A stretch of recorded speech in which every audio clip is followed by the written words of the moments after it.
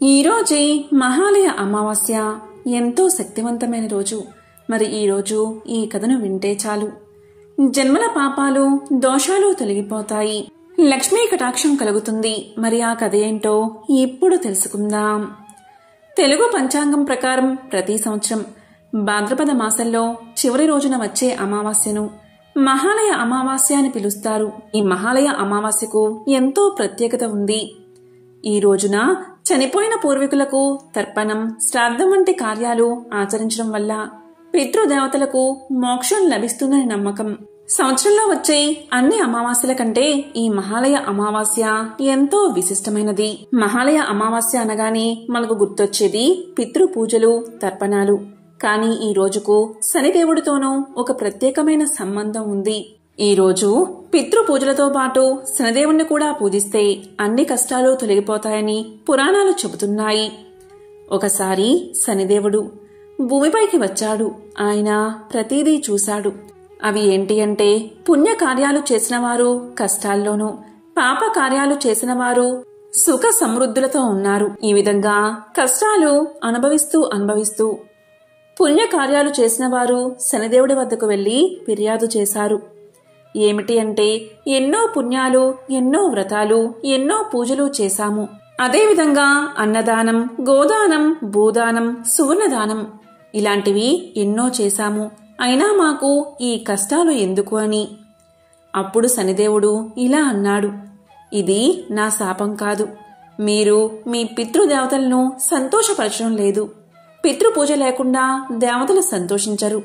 మీరు పితృపూజలు, తర్పణాలు చేస్తేనే మీ వంశం మీదున్న శనిదోషాలు తగ్గుతాయి అని చెప్పాడు శనిదేవుడు. అప్పట్నుంచి లోకంలోని ప్రజలు మహాలయ అమావాస్య నాడు పితృపూజలు చేసి, పితృతర్పణాలు అర్పించి, పితృదేవతల ఆశీర్వాదం పొంది ఎంతో సుఖంగా, సంతోషంగా ఉన్నారు. అందుకే మహాలయ అమావాస్య రోజు పితృదేవతలకు నల్ల నువ్వులతో తర్పణం వదలాలి. శనిదేవుడికి నువ్వుల నూనె దీపాన్ని వెలిగించాలి. పేదలకు నల్ల దుస్తులు, నువ్వులు, నూనె దానం చెయ్యాలి. ఉపవాసం చేసి శనిదేవుడి స్తోత్రాలు పారాయణ చెయ్యాలి. ఇలా చేస్తే పితృదేవతలు సంతోషిస్తారు. శనిదేవుడి అనుగ్రహం లభిస్తుంది. జీవితం నుంచి కష్టాలు తొలగిపోతాయి. అందుకే మహాలయ అమావాస్య కేవలం పితృపూజకే కాదు, శనిదేవుడి కృపను పొందేందుకు కూడా అత్యంత పవిత్రమైన రోజు. మహాలయ అమావాస్యకి మరో ప్రత్యేకత కూడా ఉంది. అదే శరన్నవరాత్రుల ఆరంభం. ఈ రోజు దుర్గామాతకు ఆవాహన జరుగుతుంది. దేవతలు కలిసి మహిషాసుర సంహారం కోసం ఆమెను ఆహ్వానిస్తారు. ఇక కథలోకి వెళ్తే, అసురరాజు మహిషాసురుడు భూమి, స్వర్గం రెండూ జయించాడు. ఇక దేవతలు భయంతో బ్రహ్మ, విష్ణు, మహేశ్వరుల వద్దకు వెళ్లి రక్షణ కోరారు. అప్పుడు త్రిమూర్తుల కాంతి కలిసి ఒక దివ్య రూపం సృష్టించింది. అదే దుర్గామాత. మహాలయ అమావాస్య రాత్రి దుర్గామాతకు ఆవాహన జరిగింది. దేవతలందరూ ఆమెకు ఆయుధాలు సమర్పించారు.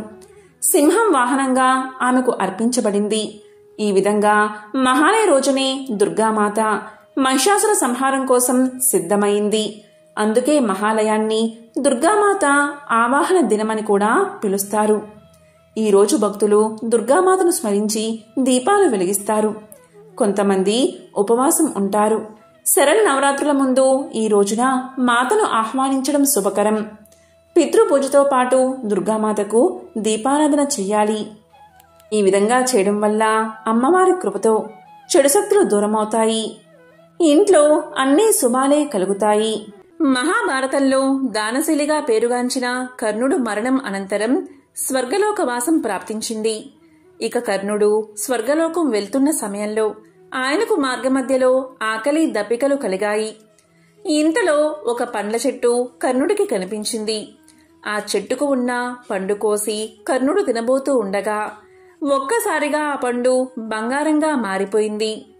ఆ ఒక్కటే కాదు, ఎన్నిసార్లు ఎన్ని పళ్ళు కోసి తినేందుకు ప్రయత్నించినా అదే అనుభవం ఎదురైనది. చివరకు కనీసం దప్పికైనా తీర్చుకుందామని సెలయేరు వద్దకు చేరుకున్నాడు కర్ణుడు. దోసటిలోకి నీటిని తీసుకుని నోటి ముందర ఉంచగానే ఆ నీరు కూడా బంగారంగా మారిపోయింది. స్వర్గలోకం వెళ్లినా ఆయనకు అదే పరిస్థితి ఎదురైనది. దాంతో ఆ దానశీలికి తాను ఏం తప్పు చేశానో అని నాకెందుకు ఇలా జరుగుతుందని బాధపడుతున్నాడు. ఈ సమయంలో కర్ణ, నువ్వు దానశీలిగా ఎంతో పేరు సాధించావు. చేతికి ఎముక లేకుండా దానాలు చేశావు. ఆ దానాలన్నీ బంగారం, వెండి, డబ్బు రూపేణా చేశావు. ఒక్కరికి అన్నం పెట్టి ఆకలి తీర్చలేకపోయావు. అందుకే నీకీ దుస్థితి ప్రాప్తించింది అంటూ అశరీరవాణి పలికింది. దాంతో కర్ణుడు తన తండ్రి అయిన సూర్యుడి వద్దకు వెళ్లి తనను భూమిపైకి పంపాలని ప్రాధేయపడ్డాడు. సూర్యుడి వినతి మేరకు దేవేంద్రుడు కర్ణుడిని భూమిపైకి వెళ్లేందుకు అవకాశం ఇచ్చాడు. అప్పుడు దేవేంద్రుడు ఇలా పలికాడు, కర్ణ, వెంటనే మీరు భూలోకానికి వెళ్ళండి. అక్కడ ఉన్న అనాథులందరికీ అన్నం పెట్టండి. మీ మాతాపితరులకు తర్పణాలు వదలండి. తిరిగి స్వర్గలోకానికి చేరుకోండి అని చెప్పాడు దేవేంద్రుడు. ఇక దేవేంద్రుడి మాటపై కర్ణుడు భాద్రపద బహుళ పాడ్యమి రోజున భూమిపైకి చేరుకున్నాడు. పేదలు, బంధుమిత్రులందరికీ అన్న సంతర్పణం చేశాడు. పితృదేవతలకు తర్పణాలు వదిలాడు.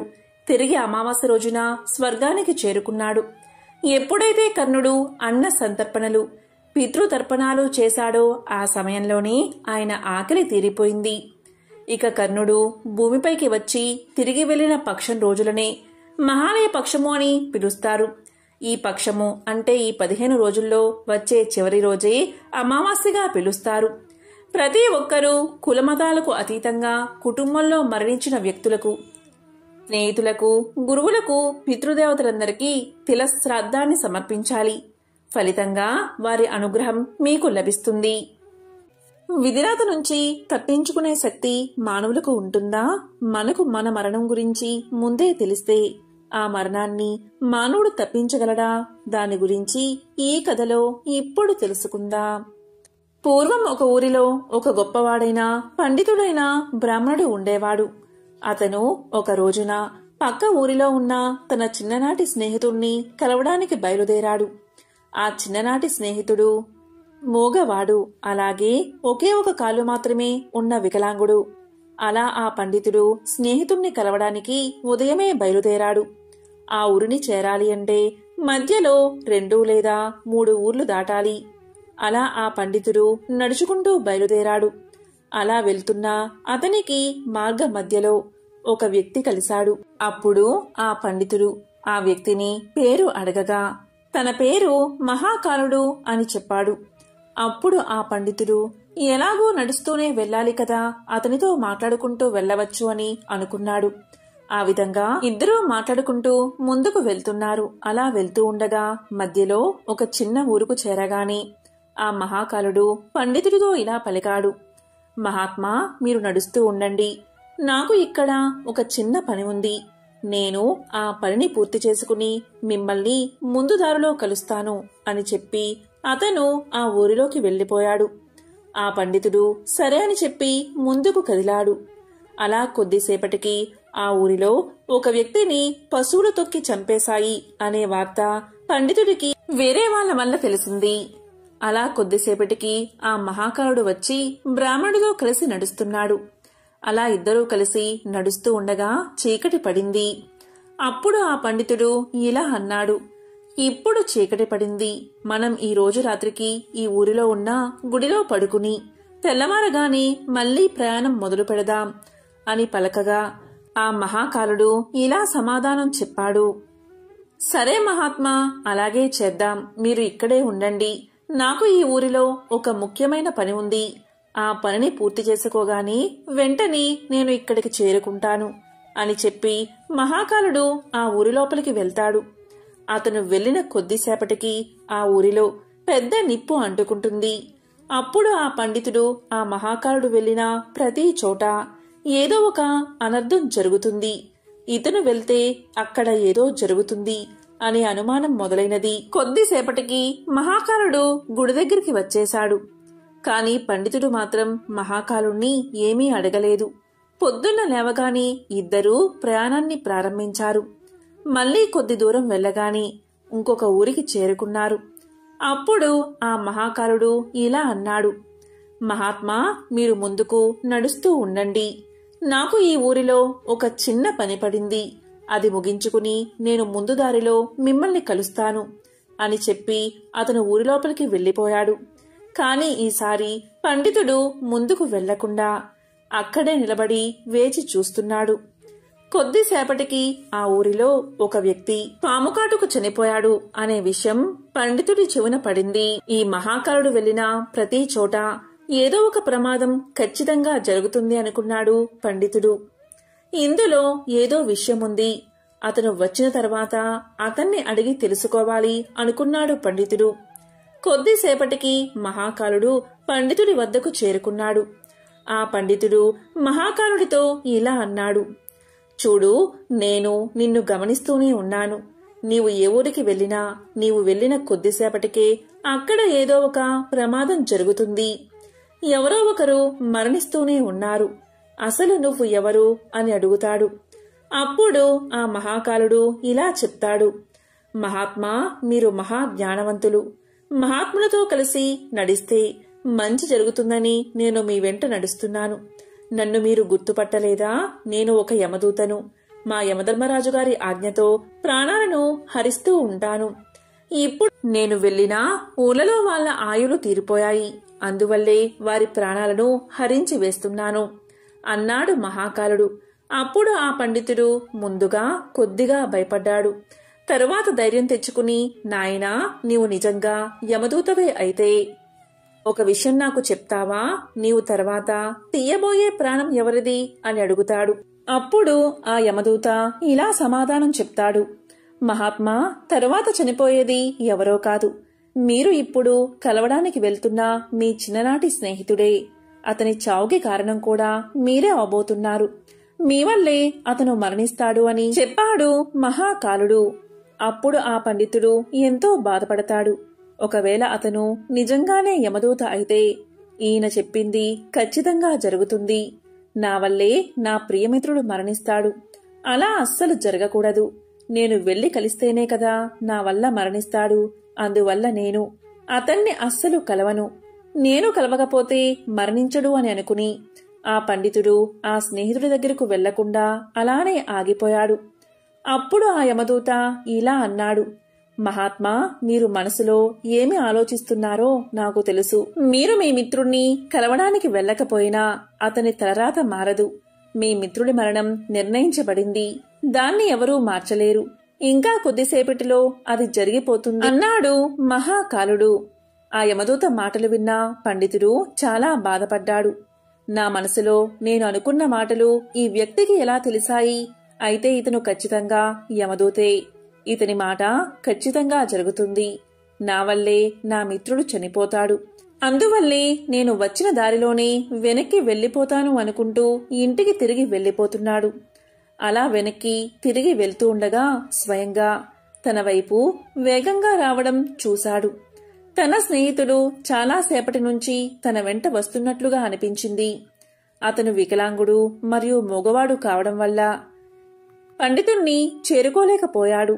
మగవాడు కావడం వల్ల అరవలేకపోయాడు. అలా మిత్రుడు చాలా ఆయాసపడుతూ పండితుడి దగ్గరకు చేరుకోగాని కింద పడిపోయి ప్రాణాలు వదిలిపెట్టాడు. అప్పుడు ఆ పండితుడు భయంతో వణికిపోతూ ఆ యమదూత వైపు చూసి అసలు ఏం జరిగింది, నా మిత్రుడు ఎలా మరణించాడు అని అడుగుతాడు. అప్పుడు ఆ మహాకాలుడు ఇలా సమాధానం చెప్తాడు, మీ స్నేహితుడు వెనకాల వెళ్లిన ఊరు నుంచి మీ వెంట వస్తున్నాడు. అతను మూగవాడు, అలాగే ఒంటికాలు అవడం వల్ల అతను మిమ్మల్ని చేరుకోలేదు. మిమ్మల్ని చేరుకోవడానికి తన శక్తిని మించి ప్రయత్నించాడు. అందువల్లే ఆయాసంతో గుండె ఆగిపోయి మరణించాడు. అతను మీ కారణంగానే మరణించాడు. మిమ్మల్ని కలవడానికే కదా వస్తుంది అంటూ సమాధానం చెప్పాడు మహాకాలుడు. అప్పుడు పండితుడు ఇలా పలికాడు, మృత్యువుని ఆపడం ఎవరి వల్ల కాదు. అందరికీ ఏదో ఒకసారి మృత్యు వచ్చి తీరుతుంది అంటూ తన్ని తాను సముదాయించుకుని తన స్నేహితుడి దహన సంస్కారాలు పూర్తి చేశాడు. అప్పుడు ఆ పండితుడికి తన మృత్యువు గురించి తెలుసుకోవాలి అనే కోరిక కలిగింది. అప్పుడు ఆ పండితుడు ఇలా అన్నాడు, ఓ యమదూత, మరి నాకు మృత్యువు ఎప్పుడు వస్తుందో, ఎలా సంభవిస్తుందో చెప్పండి అని అడుగుతాడు. అప్పుడు ఆ యమదూత ఇలా అంటాడు, మహాత్మా, సాధారణ జీవులకు మృత్యువు గురించి ముందే తెలుసుకోవడం మంచిది కాదు. ఎవరైనా సరే తమ మరణం గురించి ముందే తెలుసుకుంటే దుఃఖాన్ని పొందుతారు. కానీ మీరు చాలా జ్ఞానవంతులు. అలాగే మీ మిత్రుడి యొక్క మరణాన్ని చూసి మరణాన్ని ఎవరూ తప్పించలేరు అనే సత్యాన్ని తెలుసుకున్నారు. కాబట్టి మీ మృత్యువు గురించి మీకు తెలిసినా మీరు అంతగా దుఃఖించరు అని నేను అనుకుంటున్నాను. అందువల్ల నేను మీ మరణ రహస్యాన్ని చెప్తాను. మీ మరణం ఈ రోజు నుంచి సరిగ్గా 6 నెలల్లో సరిగ్గా ఇదే రోజు రాజ్యంలో ప్రజలందరి మధ్యన ఉరివేసి చంపబడతారు. అలా మీకు మరణం సంభవిస్తుంది. ఆశ్చర్యాన్ని కలిగించే విషయం ఏంటి అంటే మీరు నవ్వుతూ ఈ ఉరిని స్వీకరిస్తారు అని చెప్పి ఆ మహాకాలుడు అక్కడి నుంచి వెళ్లిపోయాడు. ఆ తరువాత పండితుడు కూడా తన ఊరికి వెళ్లిపోయాడు. ఎంతటి పండితుడైనా తన మరణం గురించి ఖచ్చితంగా తెలిస్తే భయం కలుగుతుంది కదా. అలాగే ఆ మృత్యువును తప్పించుకునే ప్రయత్నాలు చేస్తారు. సరిగ్గా ఈ పండితుడు కూడా అదే చేశాడు. పండితుడు గొప్ప విద్వాంసుడు కావడం వల్ల అతనికి ఆ దేశ రాజుగారు బాగా తెలుసు. అప్పుడు ఆ పండితుడు మహారాజు వద్ద గొప్ప గొప్ప జ్ఞానవంతులైన మంత్రులు ఉంటారు.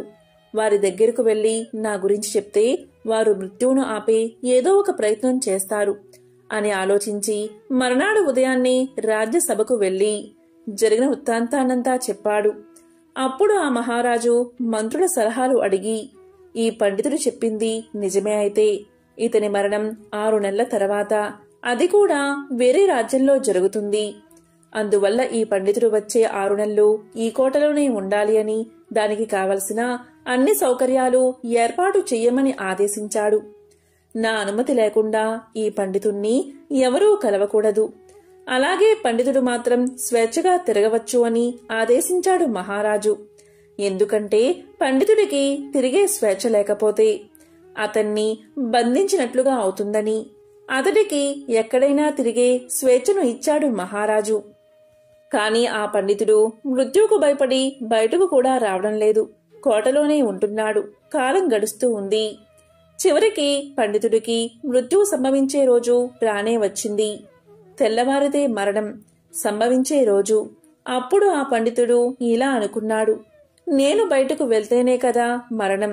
నేను ఎలాగో బయటకు వెళ్ళను. ఇక్కడే ఉంటాను. ఇక్కడే ఉంటే మరణం సంభవించదు. ఇక నేను మరణాన్ని తప్పించుకున్నట్లే అని అనుకుని ఆనందంగా ఆ రోజు రాత్రి త్వరగానే పడుకున్నాడు. ఆ పండితుడికి నిద్రలో నడిచే అలవాటు ఉంది. ఆ విషయం అతనికి కూడా తెలియదు. అలా ఆ పండితుడు నిద్రలో నడుచుకుంటూ బయటకు వచ్చి ఒక గుర్రపు బండి మీద కూర్చున్నాడు. పండితుడికి ఎక్కడైనా తిరిగే స్వేచ్ఛ ఉంది కాబట్టి అతన్ని ఎవరూ ఆపలేదు. అలా అతను గుర్రపు బండిపైనే వెళ్తూ పక్కన ఉన్న రాజ్యంలోకి ప్రవేశించాడు.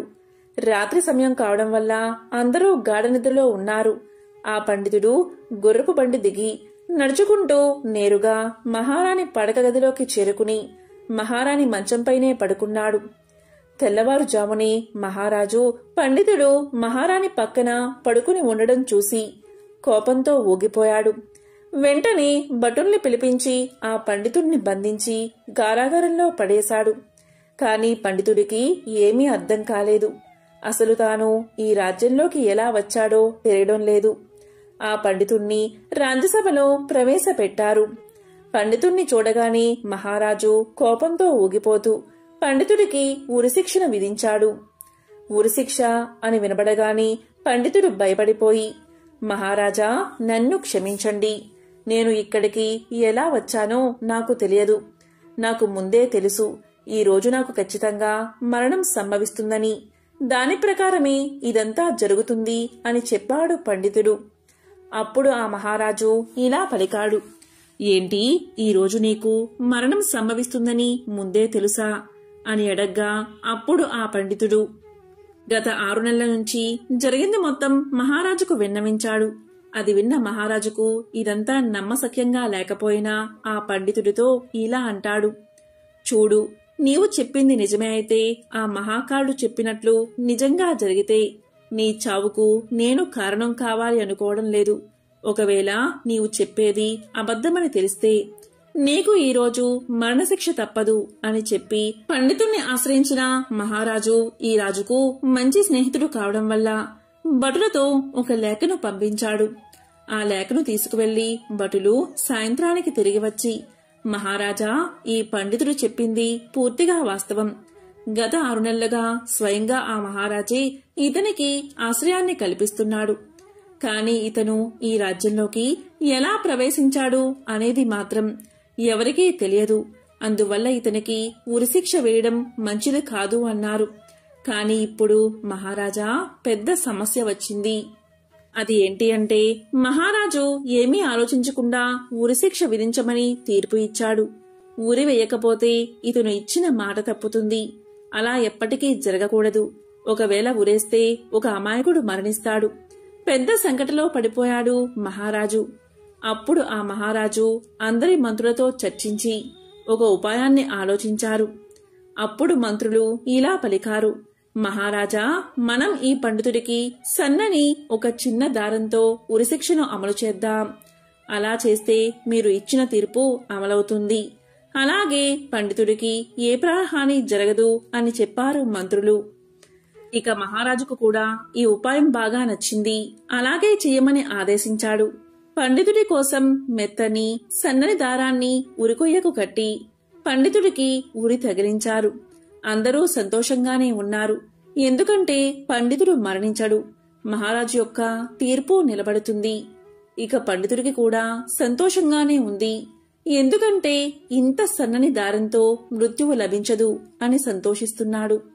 అందరూ చూస్తూ ఉండగానే ఒక పెద్ద గాలి వచ్చి ఆ సన్నని దారాన్ని తెంపేసింది.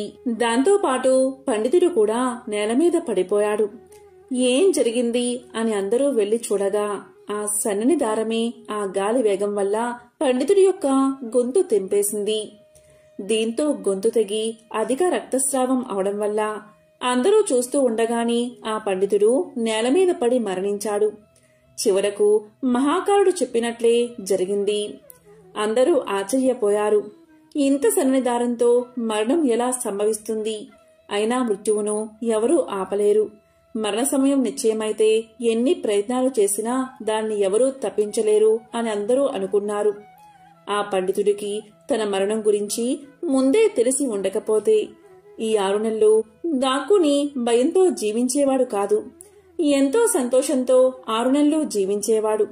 అందుకే విధిరాతను ఎవరూ తప్పించలేరు. కాబట్టి పూర్వకాలంలో అంగరాజు అనే ఒక రాజు ఉండేవాడు. ఆయన ఎంతో మంచివాడు. ప్రజలను తన కన్న బిడ్డల వలె చూసుకుంటూ ఉండేవాడు. ఆయన భార్య పేరు నిషేధ. అతను ఎంతో మంచివాడు అయినప్పటికీ అతనికి సంతానం లేదు. ఆ బాధతో ఎంతో దుఃఖించేవాడు. అతనికి సంతానం లేకపోవడం వల్ల యజ్ఞం చేసేటప్పుడు తమ హవిర్భాగాలు తీసుకోవడానికి దేవతలు వచ్చేవారు కాదు. ఇక రాజుకు ఏం చెయ్యాలో తోచక సంతానం ఏ విధంగా కలుగుతుందో చెప్పమని గురువులను, ఋషి పుంగవులను అడిగాడు. వారందరూ పుత్ర కామేష్టి యాగం చేయమని సలహా ఇచ్చారు.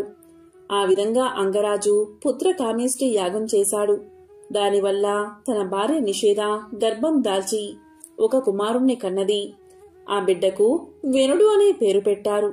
ఆ బిడ్డ మృత్యుదేవత అంశమున పుట్టడం వల్ల క్రూరబుద్ధి కలిగింది. అతను బాల్యం నుంచే తన తోటి స్నేహితులను క్రూరంగా శిక్షించేవాడు.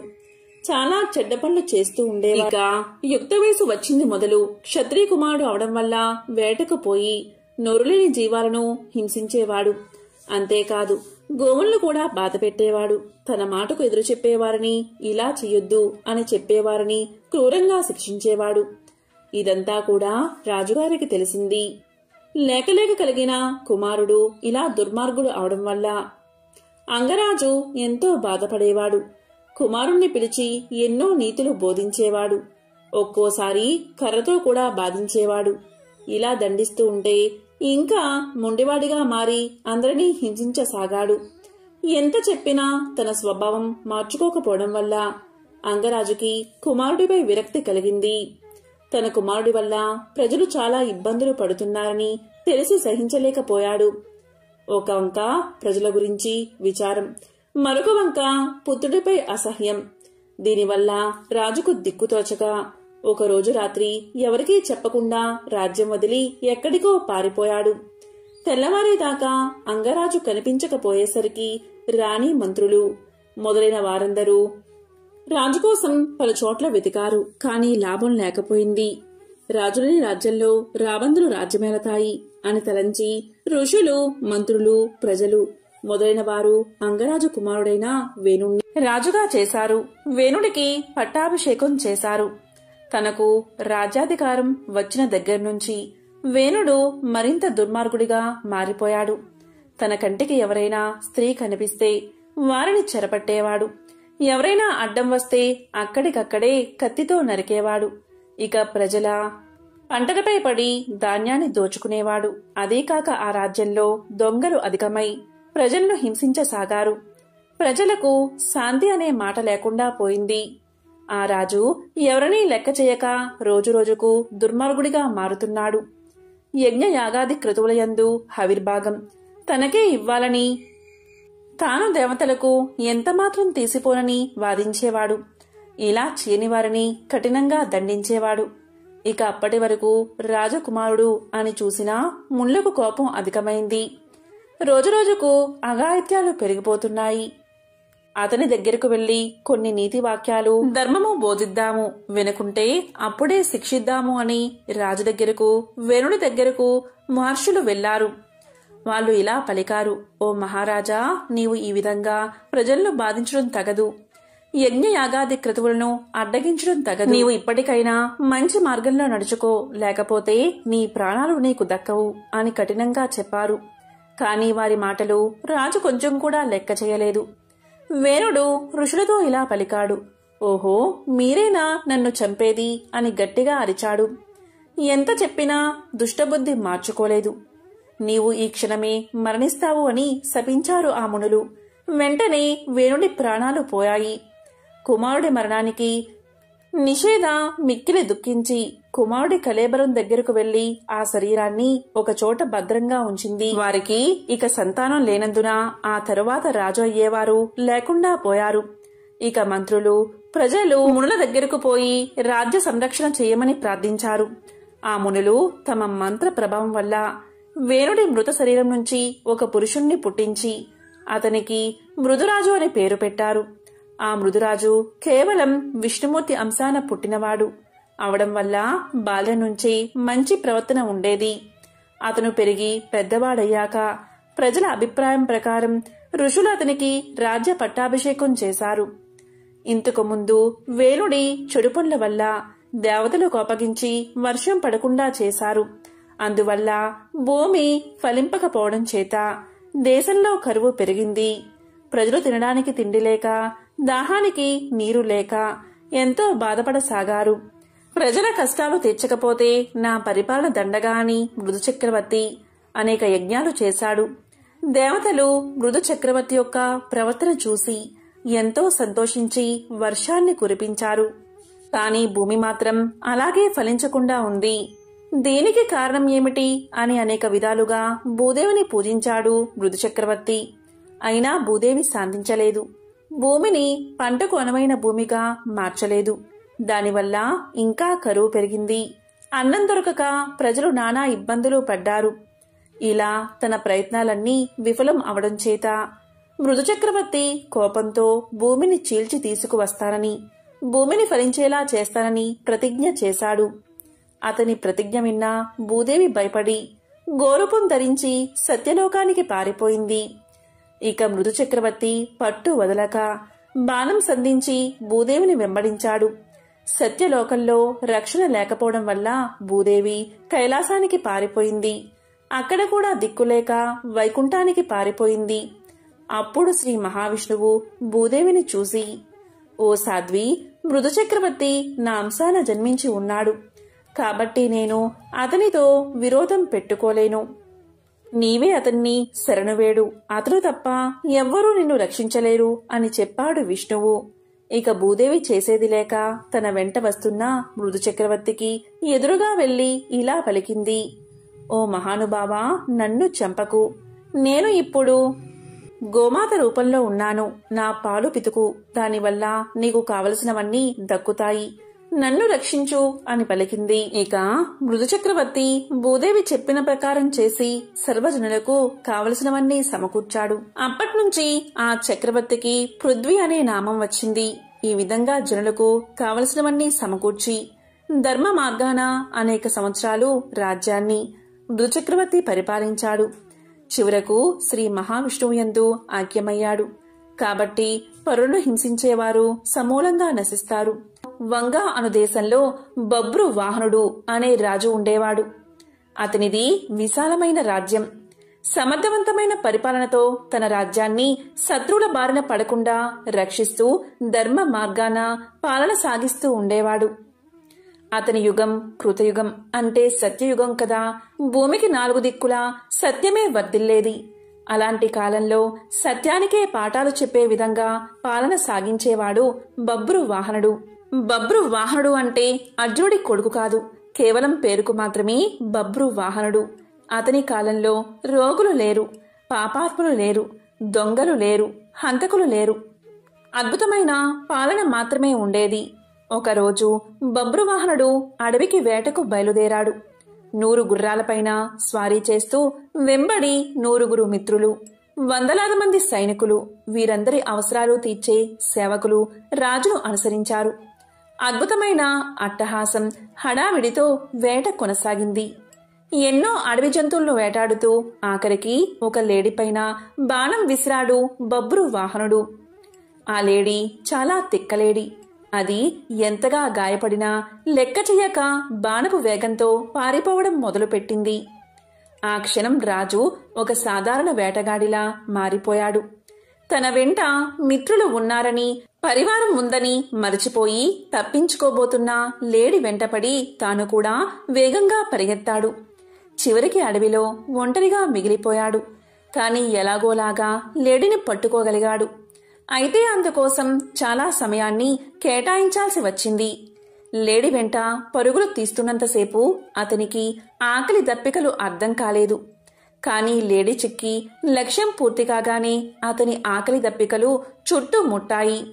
అంతసేపు లేడి కొరకు వేటాడిన రాజు ఆకలి దాహాలను తీర్చుకోవడం కోసం వెతుకులాట మొదలుపెట్టాడు. అదృష్టవశాత్తు అక్కడికి సమీపంలోనే ఒక సరస్సు కనబడింది. అందులో ముందుగా స్నానం చేసి తరువాత నీరు తాగి ఒడ్డున ఉన్న ఒక చెట్టు కింద తన పరివారం కోసం ఎదురు చూస్తూ విశ్రాంతి తీసుకోసాగాడు. అనుకోకుండానే రాజుకు నిద్ర ముంచుకు వచ్చి కనులు మూతపడసాగాయి. ఈలోగా సమీపంలో కలకలం వినబడింది. రాజు కలవరపడుతూ కళ్ళు తెరిచి చూశాడు. అతనికి సమీపంగా ఎదురుగా 100 ప్రేతాలతో కలిసి ప్రేత వాహనుడు అనే పేరుగల ప్రేతరాజు అక్కడికి వచ్చాడు. ప్రేతాలంటికి ఎముకలకు బిగుతుగా చర్మాన్ని అతికించినట్లుగా ఉన్నాయి. ఎక్కడా కూడా అంగుళం మందం మాంసమైనా లేదు. వాటి ఆకారాలు భయం గొలిపేలా ఉన్నాయి. ప్రేతాలు హఠాత్తుగా కనబడితే ఎవరికైనా భయం కలుగుతుంది. కాని అక్కడ ఉన్నది యుద్ధరంగంలో పరాక్రమాన్ని ప్రదర్శించే బభ్రువాహన మహారాజు. అందువల్ల ముందుగా కొంచెం కలవరం కలిగినా వెంటనే తన విల్లును అందుకుని ప్రేతాలపైకి ఎక్కుపెట్టాడు మహారాజు. కాని బాణం వదలకుండా వారితో ఇలా అన్నాడు. ఎవరు మీరంతా? ఇంత భయంకరంగా ఉన్నారు. ఎక్కడ్నుంచి వచ్చారు? మీ శరీర ఆకృతులు ఇంత వికృతంగా ఉన్నాయేమిటి అని అడిగాడు. అప్పుడు ప్రేతాల నాయకుడైన ప్రేత వాహనుడు రాజుతో ఇలా పలికాడు. మహారాజా, మీ దర్శన భాగ్యం వల్ల మాలో ప్రేతభావం నశించిపోయింది. మాకు ఉత్తమ గతులు ఇక లభించే తీరతాయి అన్నాడు. ప్రేత వాహనుడి మాటలు రాజుకు అర్థం కాలేదు. అదే విషయం రాజు ఇలా అన్నాడు. ఓ ప్రేతమా, నువ్వేమి మాట్లాడుతున్నావు? నాకు అర్థం కావడం లేదు. నాకు అర్థమయ్యేలా చెప్పు అన్నాడు. దానికి ప్రేతవాహనుడు ఇలా పలికాడు. రాజా, ఈ ప్రేతాలన్నీ ఒకప్పుడు మనుషులే. కాని చేసుకున్న పాపాల వల్ల ప్రేతాలుగా మారిపోయాయి. ఎవరికైతే అగ్ని సంస్కారం, శ్రాద్ధం, తర్పణం జరగవో వారంతా ప్రేతాలై తిరుగుతారు. అంతేకాదు, నమ్మక ద్రోహులు, పాపాలకు ప్రాయశ్చిత్తం చేసుకొనివారు, తాగుబోతులు, దొంగతనం చేసేవారు, ఈర్ష, అసూయ, ద్వేషాలతో కాలం గడిపేవారు, గురుపత్నిని చరిచినవారు, ఒకరి ఆస్తిని అన్యాయంగా లాక్కున్నవారు, పరుల సొమ్ముకు ఆశపడిన వారు మొదలైన తప్పుడు పనులు చేసేవారంతా ప్రేతాలుగా మారతారు. మేమంతా ఇలా వచ్చిన వారమే. రాజా, మాకు తిండి దొరకదు, నీరు దొరకదు. దీంతో మేము ఆకలి దప్పికతో అలమటించిపోతూ ఉంటాం. మాకు ఎవరు శ్రాద్ధం కాని పిండం కాని పెట్టరు. అందుకే మేము ఇలా మిగిలిపోయాము. ఇలా మిగిలిపోయిన వారికి రాజే అపరక్రియలు జరపాలి. అలా జరపడం వల్ల మేము ప్రేత రూపం నుండి విముక్తి పొందుతాం. అలాగే మీరు కూడా గొప్ప పుణ్యాన్ని సంపాదించుకుంటారు. రాజా బతికి ఉన్నంతసేపు వీరు నావారు, వీరు నావారు అనుకుంటాం. కాని చివరకు ఎవరూ ఉండరు. కొడుకులు, భార్య వీరు మన అవసరం కోసం, మన స్వార్థం కొరకు మన వల్ల పుట్టుకు వచ్చిన వారే. మనం వారి అవసరం తీర్చినంత కాలం వారి చేత గౌరవించబడతాము. తరువాత మన అవసరం ఉండదు. అప్పుడు వారి నుండి గౌరవం లభించదు. మనిషి చచ్చాక ధనం ఇంటి దగ్గరే ఉండిపోతుంది. బంధువులు శ్మశానం దగ్గర విడిపోతారు. శరీరం కాష్టం దగ్గర విడిపోతుంది. ఇక విడిపోయాక పరలోకం దాకా వచ్చేవి పాప పుణ్యాలే అని చెప్పాడు ప్రేత వాహనుడు. అప్పుడు బబ్రు వాహనుడు ఇలా పలికాడు. ఓ ప్రేతవాహన, చాలా తెలిసినవాడిలా మాట్లాడుతున్నావు. ఇంతకీ నీవు ఎవరు? నీవు మనిషిగా ఉన్నప్పుడు నీవు ఎవరు అని అడిగాడు. దానికి ప్రేతవాహనుడు ఇలా సమాధానం చెప్పాడు. ఓ రాజా, ప్రేతంగా మారడానికి ముందు నేను ఒక ధనికుడైన వైశ్యుణ్ణి. పేరు దేవదత్తుడు. నేను సన్మార్గంలో నడిచాను. దేవతారాధన చేశాను. తీర్థయాత్రలు తిరిగాను. దాన ధర్మాలు కూడా చేశాను. కాని నాకు అపరకర్మలు చేయడానికి మాత్రం ఎవరూ లేకుండా పోయారు. అందుకనే ఇలా ప్రేతానై తిరుగుతున్నాను. రాజా, ఒక దేశపు రాజు అన్ని వర్ణాల వారికి, అన్ని కులాల వారికి బంధువులు అవుతాడని శాస్త్రాలు చెబుతున్నాయి. అందుకని నీవు మా అందరి కోసం అపర కర్మలు చేసి మాకు ముక్తిని కలిగించు అని చెప్పి తన వద్ద ఉన్న ఒక మణిని తీసి రాజుకు ఇవ్వబోయాడు ప్రేతవాహనుడు. అందుకు రాజు ఇలా పలికాడు. ఓ ప్రేతవాహన, నేను ఒక రాజుని. ఇతరుల నుండి దానాన్ని స్వీకరించను. మీకు అపరకర్మలు మాత్రం చేస్తాను. కాని ప్రేతవాహన, నాకిది చెప్పు. మా వంశస్థుల్లో ఎవరైనా ప్రేతదశలోనే ఉండిపోయారా? ఒకవేళ ఉండిపోతే ఆ విషయం నేను ఎలా తెలుసుకోవాలి? వారికి ముక్తిని ఎలా కలిగించాలి అని అడిగాడు. దానికి ప్రేతవాహనుడు ఇలా చెప్పాడు. రాజా, మీ వంశంలోని వారు ఎవరైనా ప్రేతత్వంలా మిగిలిపోయి ఉంటే మీకు కారణం లేకుండానే కొన్ని కష్టాలు వచ్చి పడతాయి. దాంపత్య జీవితంలో అపశృతులు ఏర్పడతాయి. భార్యాభర్తలు పూర్తిగా ఆరోగ్యంగా ఉన్నా కూడా వారికి పిల్లలు పుట్టరు. స్త్రీలకు నెలసరి సమస్యలు నిరంతరం కలుగుతాయి. యవ్వనంలోనే ఆత్మీయ బంధువులు మరణిస్తారు. నడి వయసులోని వారు అనుకోకుండా మరణిస్తారు. ఉన్నట్టుండి ఆదాయం తగ్గిపోతుంది. అనుకోని విధంగా ఇల్లు తగలబడిపోతుంది. ఇంట్లో ఎప్పుడూ గొడవలు జరుగుతూ ఉంటాయి. కావాలనే అపవాదులు వచ్చి మీద పడతాయి.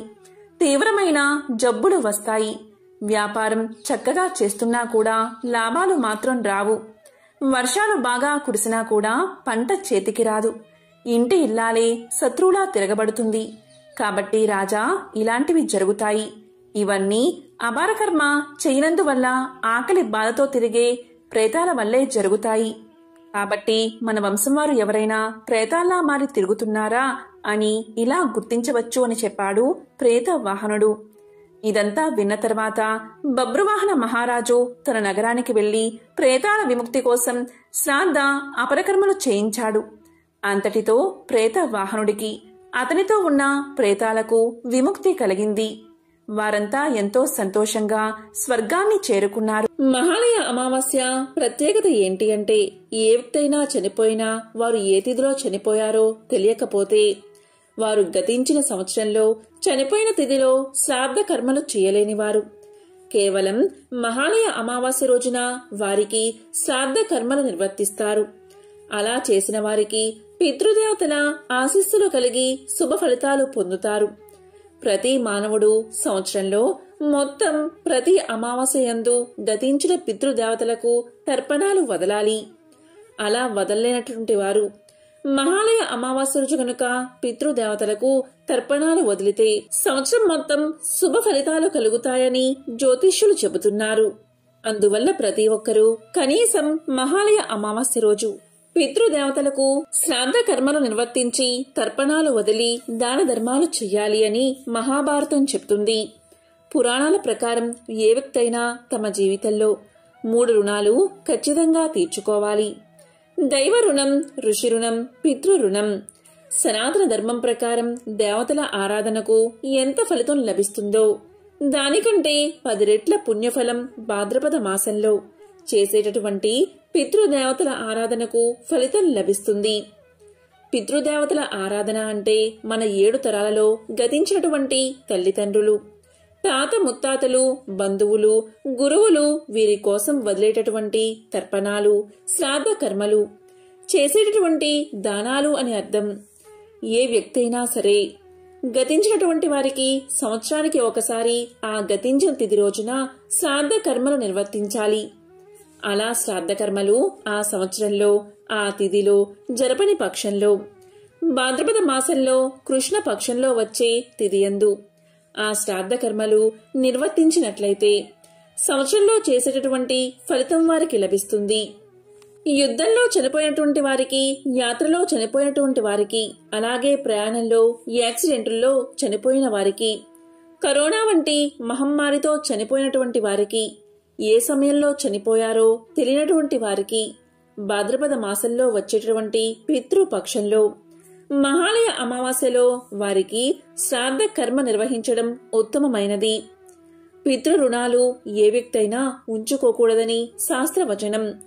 పితృ రుణాలు కనుక ఉంటే ఆ ఇంట్లో మానసిక అశాంతి, కుటుంబంలో గొడవలు, ఆర్థిక ఇబ్బందులు, అనారోగ్య సమస్యలు ఏర్పడతాయని పూర్వీకులు చెప్తున్నారు. శ్రాద్ధ కర్మలు చేసి తర్పణాలు విడిచి పెట్టినటువంటి వారు పితృదేవతల ఆశీస్సులతో ఉత్తమ ఫలితాలు పొంది సుఖ సౌఖ్యాలు పొందుతారని పురాణాలు చెబుతున్నాయి.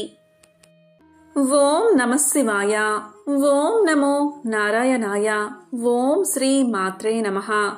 ఓం శ్రీ మహాలక్ష్మియే నమః.